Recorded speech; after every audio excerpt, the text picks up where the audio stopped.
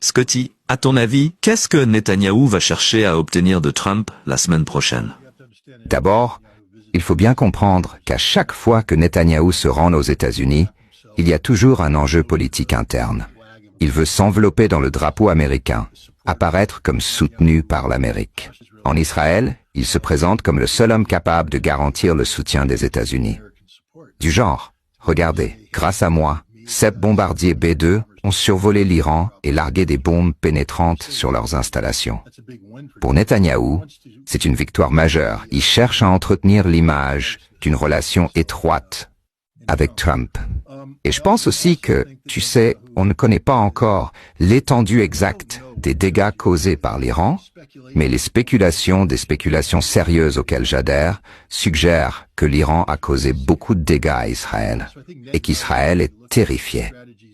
Alors Netanyahou va chercher des stratégies pour contenir tout ça. Comment continuer à faire pression sur l'Iran sans avoir à franchir à nouveau la ligne rouge? Il y a d'ailleurs eu aujourd'hui une déclaration incroyable du corps des gardiens de la révolution islamique.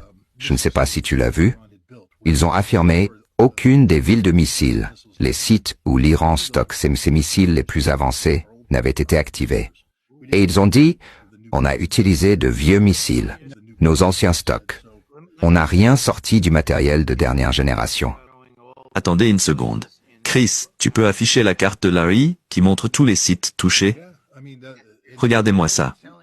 Et maintenant, vous nous dites que tous ces dégâts ont été causés avec du vieux matos. Ouais, je le pense vraiment. Oui, avec du vieux matériel contre un système de défense antimissile pleinement opérationnel. Alors, les gens peuvent bien parler de pénurie de missiles, de saturation, etc. Mais Israël n'a jamais manqué de missiles. Si la guerre avait duré plus longtemps, oui, ils auraient fini par en manquer. Mais ce n'est pas ça qui a provoqué l'échec du système de défense. C'est juste que les missiles iraniens ont submergé la défense.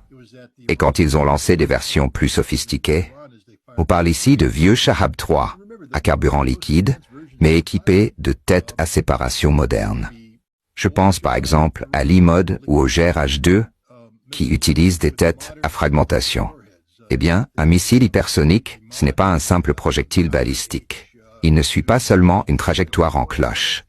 Il décolle à très grande vitesse, mais surtout, il peut changer de direction, manœuvrer en plein vol.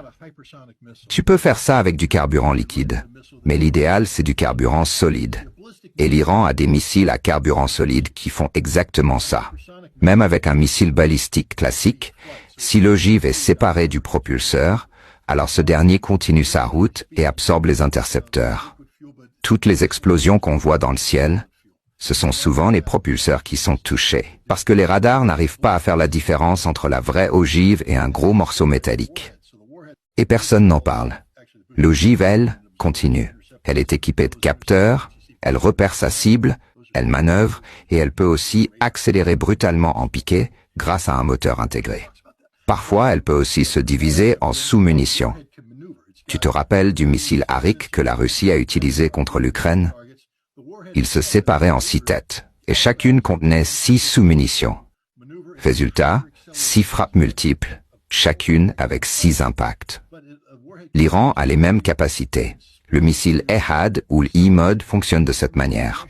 Le Goder aussi avec des charges à fragmentation. Et ils utilisent aussi des leurres. C'est fascinant. L'ogive ralentit volontairement grâce à un système de freinage. Elle libère des leurres qui s'éloignent dans d'autres directions. Et les intercepteurs, eux, foncent sur les leurres. Parce qu'ils sont chauds, ils brillent dans l'infrarouge et ils suivent exactement la trajectoire prévue. Pendant ce temps, l'ogive réelle déploie ses ailettes, elle freine, les leurres vont devant et absorbent les tirs, et ensuite, l'ogive frappe. Et ce dont je parle là, c'est du vieux matériel. Ces ogives ont 6 ou 10 ans.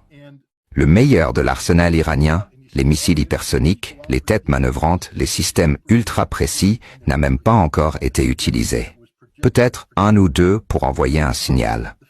Il y a des rumeurs selon lesquelles ils ont utilisé un Fatah pour prouver leur capacité. Mais à mon avis, c'était le Fatah 1, pas le Fatah 2. Donc non, l'Iran n'a pas encore sorti son vrai arsenal.